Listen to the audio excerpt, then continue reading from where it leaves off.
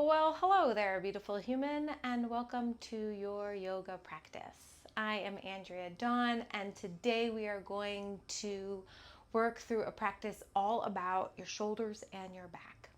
We're not even going to get off of the ground, and sometimes those are the most beneficial practices. So we're going to start in an easy seat or Sukhasana. I find it helpful to use a prop, so you can use a pillow, a folded blanket, and then you angle yourself so you're kind of hanging off the blanket. Pull one heel in towards the sits bone, the opposite in front, and then ears over shoulders over hips. Once you arrive there, take a big inhale through your nose, open your mouth. Notice if you resist breathing, sighing, and we are here to move energy. So we're here to move that stuck and stagnant energy. So oftentimes going to what you resist is the most helpful. I'm going to sing an Om for us. You are welcome to sing along. You are welcome to simply receive. Om is the sound or the vibration of the universe. And so we are just attuning our own vibration to that. If it's comfortable for you to close your eyes, close your eyes. If not, take a soft downward gaze. You're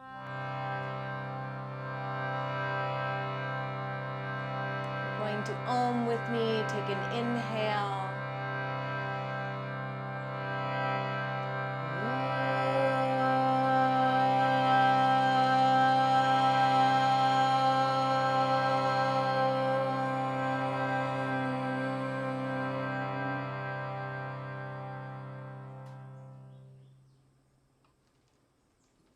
Flutter your eyes open, roll your jaw around in your mouth.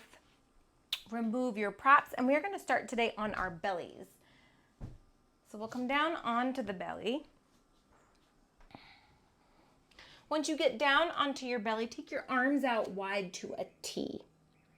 We're just going to roll from side to side, so into a spinal twist. As you roll onto the left side body, drag your right hand in towards your chest and step the right foot behind you. And then you'll just do that on the other side. You'll extend back out to a T, roll over onto your right side body, bring your left hand in towards your chest, step the left foot behind you. So not only are we moving into a spinal twist, but we're kind of touching base with the fronts of our shoulders. And then eventually we'll hold. So once you get onto the left and the right foot is stepped behind you, we'll pause there. And you're getting into the front of the left shoulder here. Now you can readjust this left arm. So for a little bit less, you might move the arm up in space. For a little bit more, you might move it down in space, or just check out what feels like feeling beneficial for you. So oftentimes we'll say, oh, this feels good. Might feel good for me, but not for you. And so it's not necessarily about feeling good, but more about feeling helpful or beneficial to your body. And so this practice can become about adding to the quality of your life. All right, let's switch sides. So now we'll roll back onto the belly. You'll come back out to a T and over onto the right side body. And then adjust this arm.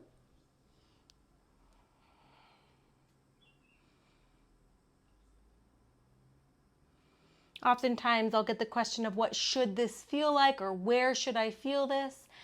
And the answer is usually, where do you feel it? What do you feel? So you're really fine-tuning your ability to be with feeling and notice it and refine the subtleties of how much you can feel and where you can feel it. And then oftentimes we can connect our emotions to that. And so we might know a little bit better about where we need to move to process emotion. All right, back down onto the belly. Now we'll extend the arms out in front, legs beneath. Legs are about 2 fist width distance apart. Press the tops of your feet down, press your pubic bone down. Now lift your right leg by pressing down through your left leg and then using the bum and the hamstring to lift. Now reach the toes back even further in space. Good. So the nose is just hovering above the earth. The back of my neck is long. Lift the left arm, thumb up. And then lower that all down. And then we'll do that on the other side. So you'll press down through the tops of the feet, the pubic bone, then lift the left leg. Reach it back a little bit further in space, then lift the right arm. So reaching arm and leg away from one another, but at the same time kind of contracting at the core. So I'm using my lat to draw in towards my midline and then lower down. And that will move that from side to side. And you can start to link that with your breath. So the bridge is the breath. When we think about what is yoga, it is union. It is unification or yoking of body, mind, and spirit. So we're consciously linking breath and movement. Breath is initiating movement. Good. Come all the way back down. Now this time we're going to lift both legs. So you'll start by lifting both legs. Press the ball mounds of your feet back. Squeeze your bum. And now lift both arms. You might stay right here. This might be plenty. Or you could bring your arms into cactus arms. And then reach your arms back forward. And then draw them back into cactus arms. And do this with your breath. For another 3, 2, and 1. Lower all the way back down. Bend your knees, circle out your legs. Circle them in the other direction. Pause with your knees bent, flex and point your feet. Circle out your ankles. Circle them in the other direction. Good, then bring the hands to chest level, press up to all fours. Now we're going to go into a puppy dog pose. So we'll keep the hips over the knees and walk just the arms out in front of us. So nice and slow, start to walk the arms down until you come onto the elbows. Now that might be plenty. You can also prop here by placing a blanket or a pillow underneath your nose. If you need a little bit more, you can continue to come down so that your chest comes down. Notice what's happening in your low back. If this feels like a lot on your low back, you want to slightly point the tail down or think of lifting the belly button up.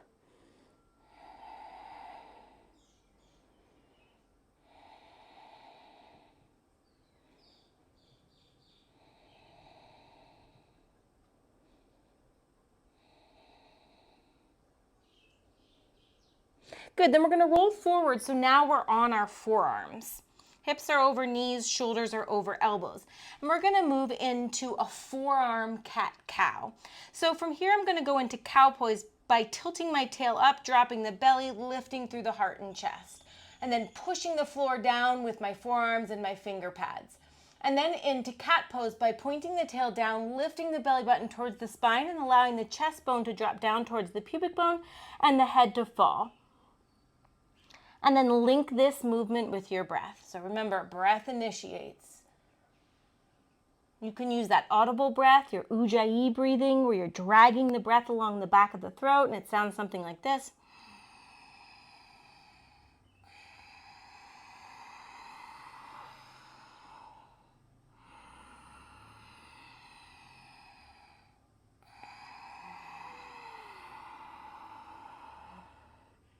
Come back to a neutral spine and walk the hands all the way in so that you're standing on your knees. Come on up to stand onto your knees, and we're going to make our way into a little bit of a flow. So let's start by reaching the arms up and then forward. Reach the fingertips forward and then draw the armpits back and down so you're engaging your lats. Good. And now from here, we'll take the hands back and clasp them behind us. Reach the held hands down, let the bum fall. Fold forward, maybe start to lift the held hands overhead.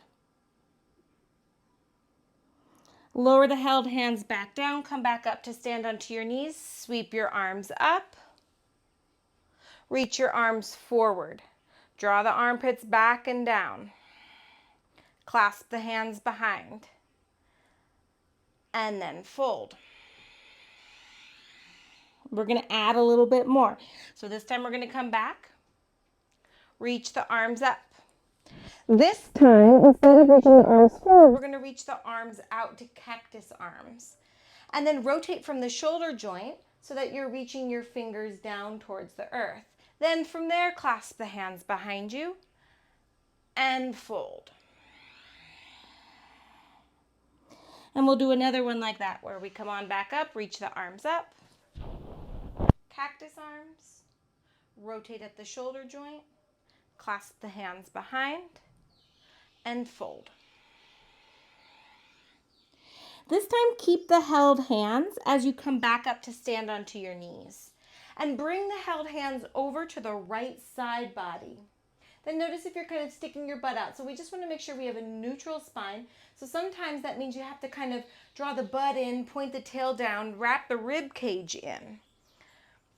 Okay, so now I've got my held hands to my right side body, and I'm just gonna do some neck circles. So let's start with left ear, left shoulder, and then bring the chin down towards the chest, and then left ear, left shoulder. And we'll just start with these half circles where we're moving on the frontal plane. So left ear, left shoulder, chin down, right ear, right shoulder, chin down. And now let's move that to the back half. So let's start by going left ear, left shoulder, and then letting the head fall back. Right ear, right shoulder, and then letting the head fall back.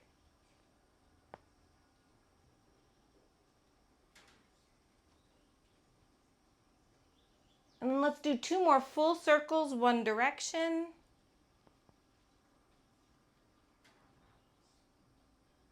And then the other direction.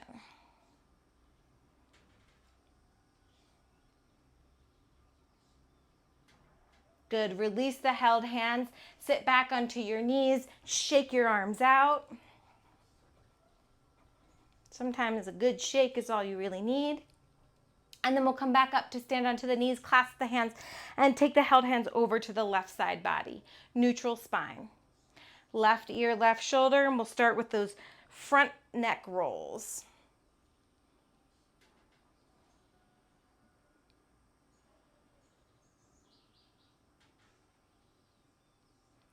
And then we'll do the backwards ones.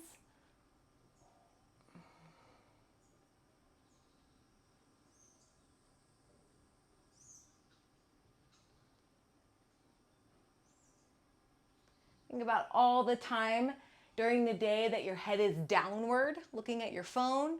So this is a nice counter. And then 2 full circles, one direction.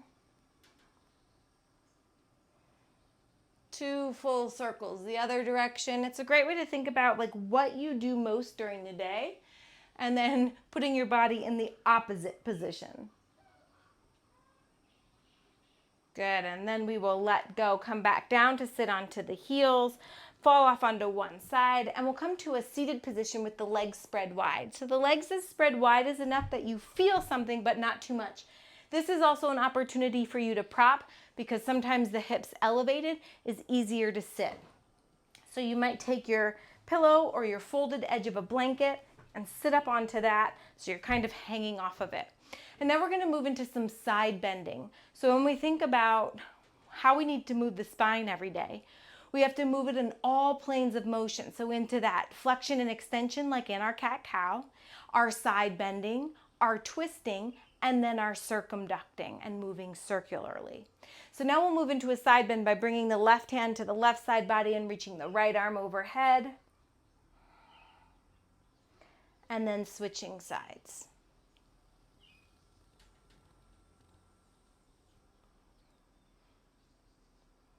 Link the breath and the movement. So you might be happy staying in one position, or maybe you start to make this a more circular motion. You start to come forward and you're kind of bringing the arms around you into a big circle.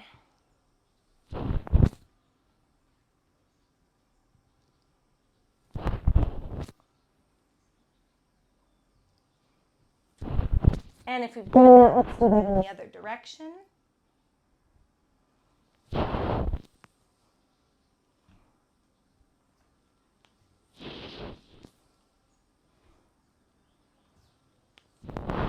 We'll come back to sit, arms open wide. Bring yourself into a big hug, right arm underneath left. And then we'll do some cat pose here in a bear hug. So elbows in line with the shoulders.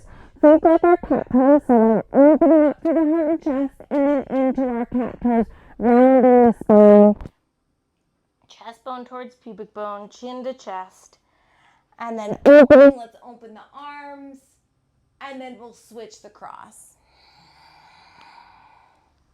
And then you can make that into your flow.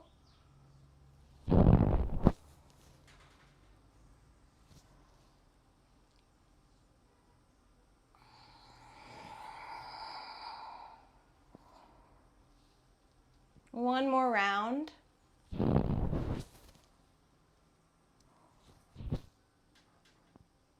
Good. And then we're going to just counter this big wide open stretch we have by stepping the feet up and knocking the knees in. So you're going to keep your feet wide, but just knock your knees into the midline. And if you need a little bit more, we're going to keep the energy moving inward, but just drop one knee towards the other inner ankle. So I'm not going all the way over.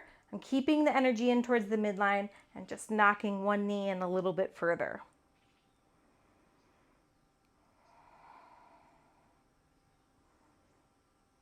All right, step the feet so that they're about 2 fist width distance. So 2 fist width is about your butt bone distance. So sometimes we get a little misaligned when we say hips because we might think our hips are bigger than they actually are. Place the hands behind you, fingertips facing in towards you. If that feels difficult on your shoulders, you can walk the hands out a little bit and turn the hands out a little bit. And then press down through the feet and lift the hips up into the air.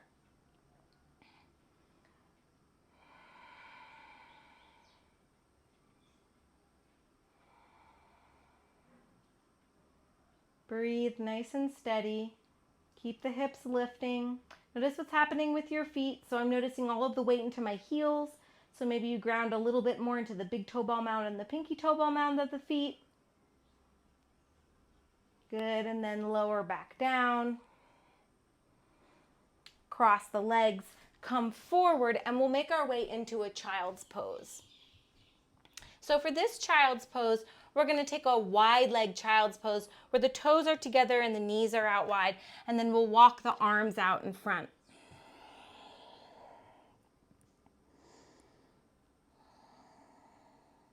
Now sweep the arms out to the sides, palms face up.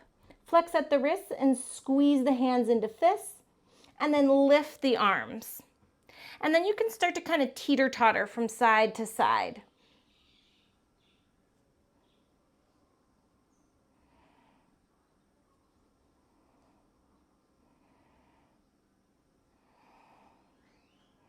Good, then release the arms back down, bring the hands into chest level, come back up to sit onto the heels. Once again, back up to stand onto the knees, and we're just going to make some circular motions with the hips. So swirling out the hips in one direction. If this is too much on your knees, you can do it standing.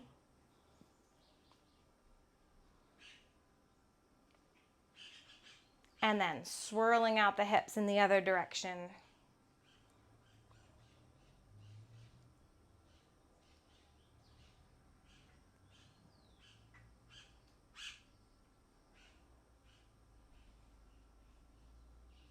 Sit back onto the heels, fall off onto one side, extend the legs out in front of you, roll down onto your back, and there you have it. Just a little time spent on the shoulders and the spine will do you well. And if you have the time to take a Shavasana, it's always helpful to take a moment of pause to integrate, to receive. And in our Shavasana, the legs are about mat's width distance, feet splayed out to the sides, arms 6 inches off the sides of the body, palms face up. That doesn't mean that you don't get to change and explore any positions that might feel grounding and centering for you.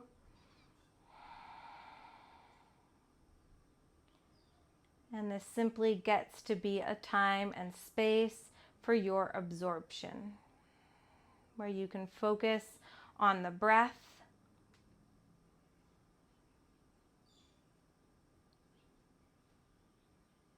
or perhaps a mantra, an intention where you're repeating a helpful phrase. I am enough, I am enough, I am light, I am love, I am that I am. So hum. I hope this was helpful. Come back to this as many times as you need it. My heart sees and feels and smiles to yours. Namaste, yogis.